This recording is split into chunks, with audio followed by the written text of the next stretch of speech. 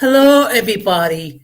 Welcome to another episode of Uncommon Sense with Jose Negron. First of all, I just want to apologize because the time for the live stream video has changed a couple of times due to necessity. So this is going to be a short video, and the purpose of the is to highlight the documentary created by Radical Latino called Open Wounds.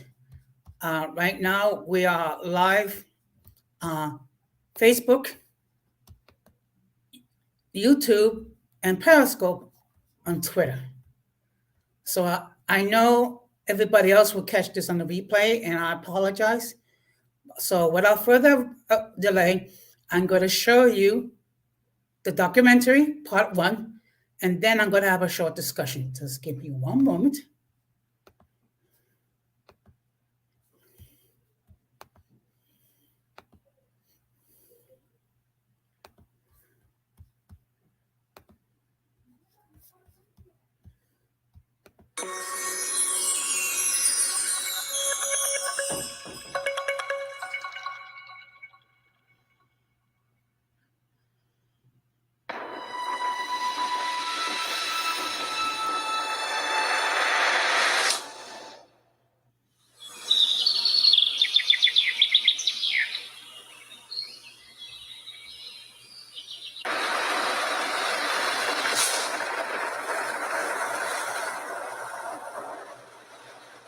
This ship is headed to Hispaniola.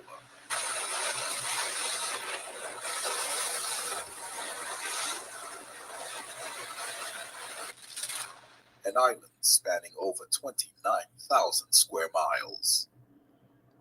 The original inhabitants of this land, the Taínos, called it Haiti, which translates to land of high mountains. But these Spanish sailors don't know that yet.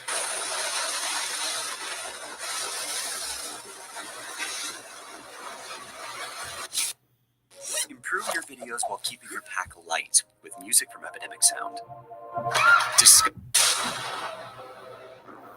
When we talk about the Taino, few people even know what we're talking about. Everyone knows the Aztec. Everyone knows the Inca. Everyone knows the Maya. You mentioned Taino, and they go, who are these people? These people that greeted Columbus. When Columbus arrived in the New World, there were several million Taino already here, living in the Greater Antilles. Caves have a very special role in Taino culture. They are sort of the way that this world is physically connected to the underworld where the spirits of the dead dwell. The Tainos believed humans were created in two caves.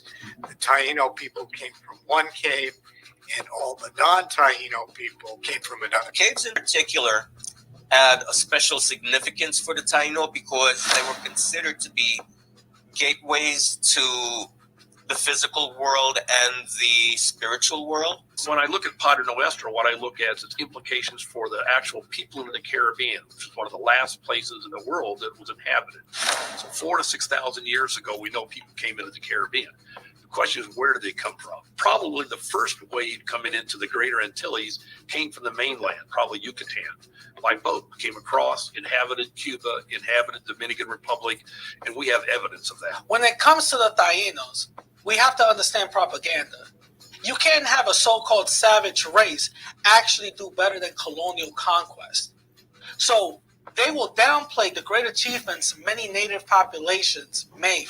The Tainos had a written language, they had steel forgery, and they weren't in no way, shape, or form primitive, as some people might think. They did use certain metals ceremonially. So, for example, soft metals like silver and gold. They also had a certain alloy that they called guanine, which was a mixture, I believe, of gold, silver, and copper. De la Casa's journal stated that metal casting, and he said, and I quote, black people who have the tops of their spears made of the metal they call guanine. As far as their spirituality, it was very different from the Spaniards who would come later, lived by a system that we would refer to today as animism, which is the belief that there is a creator. Underneath the creative forces, other lesser deities, for want of a better term. Their spiritual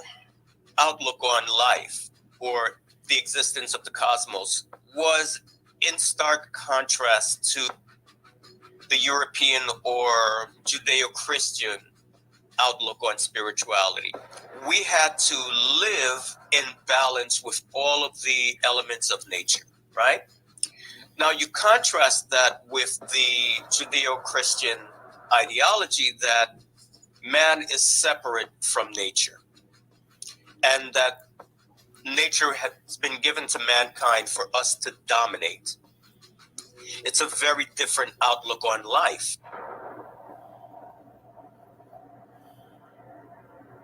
Columbus was of the idea that there was a lot of gold in that area. What he wanted to do was to have this fort over there so that they could start the trade with these people. Everyone knew he was coming back. A little over a year later, he comes on the second voyage. He arrives at Navidad. What's he find? Smoldering timbers. Everyone's dead.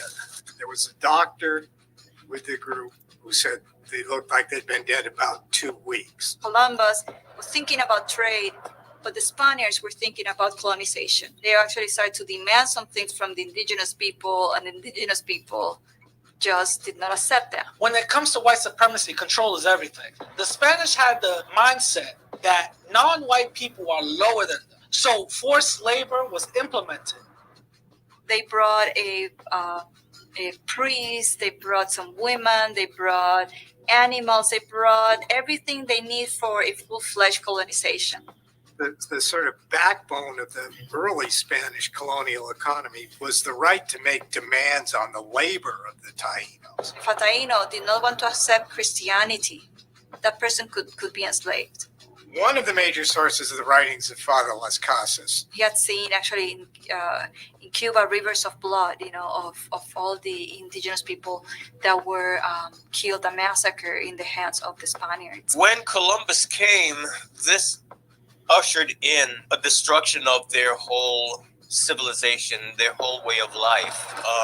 It was completely disrupted. A harbinger of doom, because when you read his writings, you can see right away his mentality was extremely problematic. So I'm just going to read you one account of this is being written a few months after his arrival. I assure your highnesses that I believe that in all the world there is no better people nor better country. They love their neighbors as themselves, and they have the sweetest talk in the world, and are gentle and always laughing. They bear no arms and are all naked, and of no skill in arms, and so very cowardly that 1,000 would not stand against 3. They are fit to be ordered about and made to work, to sow and do everything else that may be needed. Right there, you can see his mindset is problematic because he's already thinking in terms of subjugation and conquest. They overworked the Taínos in the gold mines and the Spanish plantations. They took them away from their villages and their families at crucial points of the agricultural year. From then on, we're going to see that there's going to be a major clashes, actually, in which many Spaniards actually died at the hands of the Taínos. It was complete chaos. It really was a free-for-all. The trigger, at least as the story has come down to us, was when a Spaniard cut off a Taíno's ear. There's one account of one of the Spaniards who had cut off the ear of one of the Taínos because they didn't bring to him enough gold. Las Casas initially came to the New World and was swinging a sword like everyone else, going against the Taíno as ordered. But he saw the vision that these people were being annihilated. And so really their rights, the one person that stood up was Las Casas. All the indigenous people that were killed and massacred in the hands of the Spaniards. They're going to be talking about the exploitation of the indigenous people. And that is going to create a whole debate in Spain about whether or not the indigenous people have a soul, if these are actually human beings, people who can actually learn to be Christians. His writings which are probably our single most valuable written source on Taino culture, are very sympathetic to the cause of the Tainos. Start of the 16th century, 1510, thereabout. The resistance, the Taino resistance took place because of the atrocities that were being committed. From then on, we're going to see that there's going to be major clashes, actually, in which many Spaniards actually died at the hands of the Tainos. Taino weapons, they did have bows and arrows, but the weapon that the Spanish say they feared the most, and which the most effective Taino weapon, was a long club known as a macana. It was said to have been capable of crushing a man's skull even if he were wearing a steel helmet.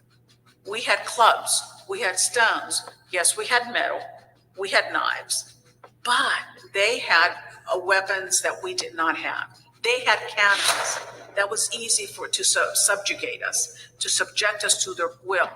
We got nothing out of them except death and disease. You know, we didn't have syphilis in the Caribbean until Columbus came to the Caribbean.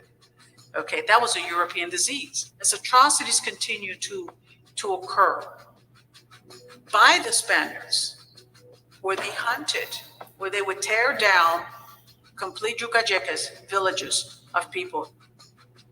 We have accounts of people who found their world so changed, so disintegrating, so unrecognizable that they felt they couldn't go on living in it. And so there are accounts of at least some Tainos killing their children and then committing suicide, rather than trying to face a world in which they could no longer cope.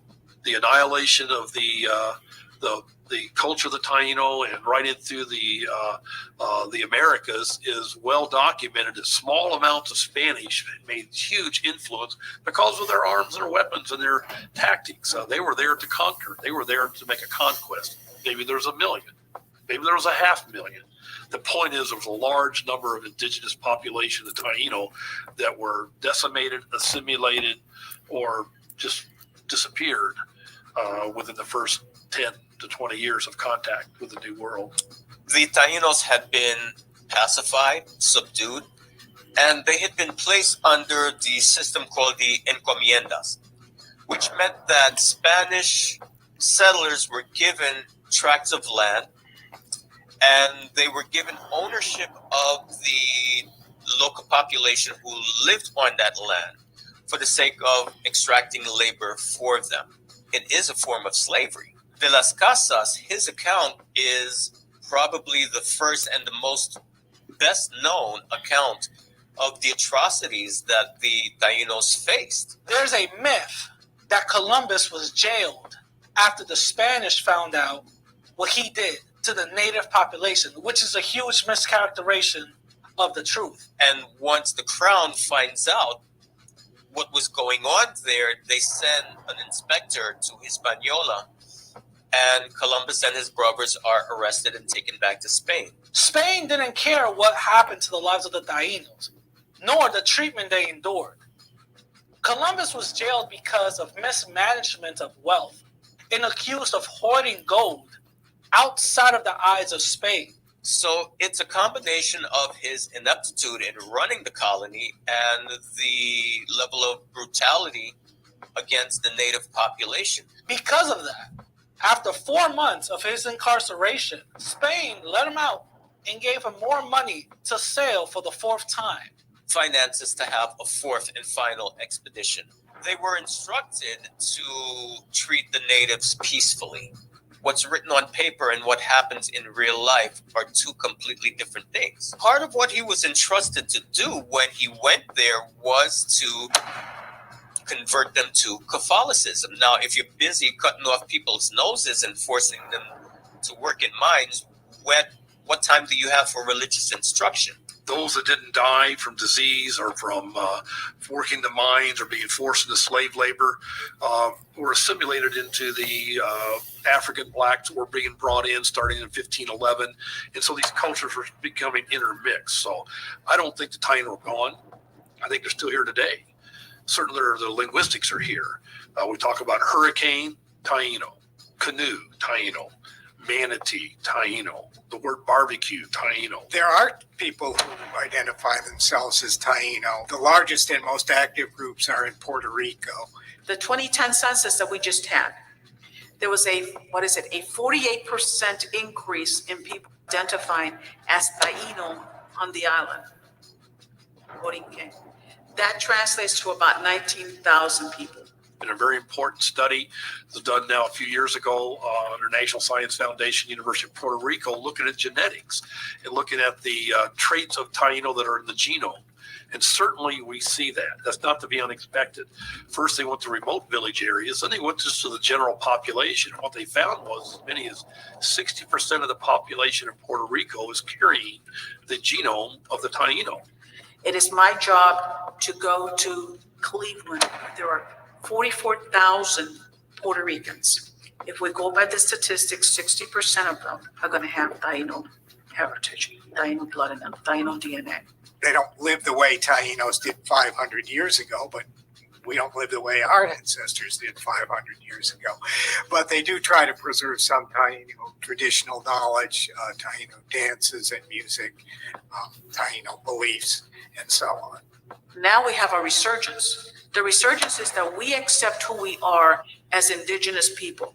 It makes no sense for a nation such as ours to not be aware and not to know what has been done generations past. It isn't meant to be that we are to feel guilty about it, but not to let it happen again. The Taino people were the inhabitants of most of the Caribbean, which included Cuba, Puerto Rico, Jamaica, Florida, and Haiti. We now know the history of the Taino people and the atrocities they experienced at the hands of the Spanish. This story doesn't end here. Stay tuned for part 2, coming soon.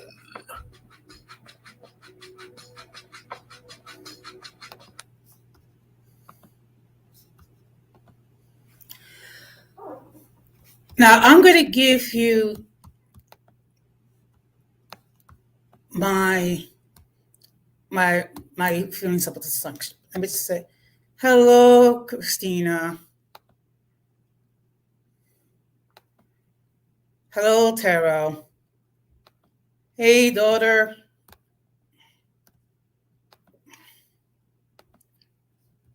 How you doing, Joaquin? Yes, let's get those likes, please, and subscribe. Now, this masterpiece, which is a masterpiece, because a lot of research was done in performing this documentary. And mind you, this is only part 1. And I'm going to make a disclaimer. The purpose is not to bring shame on Spain or their descendants. However, we have to state the truth what happened in the island of Hispaniola. We have to state the fact that evil was done. Because the fact of the matter is, if we fail to learn from history, we are condemned to repeat it. And I know the Hispanoteps are upset because this information is out there, but the facts are the facts, and it cannot be disputed. It was definitely well researched. It was well done, and the level of professionalism that was shown in production of part 1 is very, very done. So I just want to say to Radical Latino, bravo. You did an excellent job, and I look forward to part 2. And with your permission, I will share it on my platform with the Uncommon Folk. As soon as part 2 is available, and as long as I have this permission, I will show part 2 on my platform. And I appreciate the fact that people are watching this stream, even with changes of when we were supposed to go on the air. And again, I apologize. It's just that Denise's stream is going to be on in a few minutes, and I want to be there to support my cyber daughter. So before we end, I just want to state we are going to have a live stream Tuesday night at 8:30 Eastern Standard Time. And the topic that we will discuss is the art of conflict resolution. Now, I'm happy to report I'm in the process of scheduling interviews with other YouTube creators. And we have an interview scheduled for Thursday, February the 17th at 9 p.m. with a YouTube creator known as K-Fit Now. She is just to give her a little background, she's like me, a municipal employee. She's also a member of the same local that I have, that we belong to. And she has her own channel. So I'm going to be conducting the interview with her. So we will learn a little about her and the purpose of her channel. Now, I'm going to say something in Spanish regarding the next stream, which will be done in Spanish. Solamente quiero informar a ustedes que la próxima programación que se llevará a cabo completamente en español será el 15 de ese mes a partir de las 8:30 de la noche. Y el tema vamos a hablar es los problemas que enfrentan los latinos en las Américas. Vamos a hablar cuáles son los problemas que nosotros enfrentamos, no solamente aquí en Estados Unidos, pero en América Latina. Y te repito, será completamente en español. I just want to let everybody know that on Tuesday, February the 15th, we will do our next stream completely in Spanish. And the topic will be the issues that Latino face in the Americas. It will be completely in Spanish. Of course, everybody is welcome to watch any of my material. And again, I would appreciate it if you like, subscribe, hit the bell notification to all. So therefore, whenever I do post any material, whether it be a live stream or a video, you will be notified. And I just want to thank all those who did watch it live. And I thank all those who will watch it on the replay. I apologize for the change of the program. Unfortunately, that's the nature of things. My scheduling is going to be a little bit fluid, but whenever there is any changes, I will make the notifications both on Facebook and in Instagram. So that being said, I do appreciate the fact that there are people who enjoy the material that I produce. And I thank for all those who enter comments in the chat. I really do appreciate it. Of course, we have to wrap this up. But in wrapping this up, I'm going to close the same way that I normally close. People, please be careful out there, because we're still dealing with C-19, which has killed 900,000 people so far. And we must do everything possible to minimize our contact with the mentally and intellectually challenged, because if we fail to do so, we'll be infected by the stupidity and massive insanity. And those are illnesses that are even worse than C-19. Because at least with C-19, there are actions that we can take to minimize the effects. That being said, this has been another episode of Uncommon Sense with Jose Negron, and I bid you good day and peace.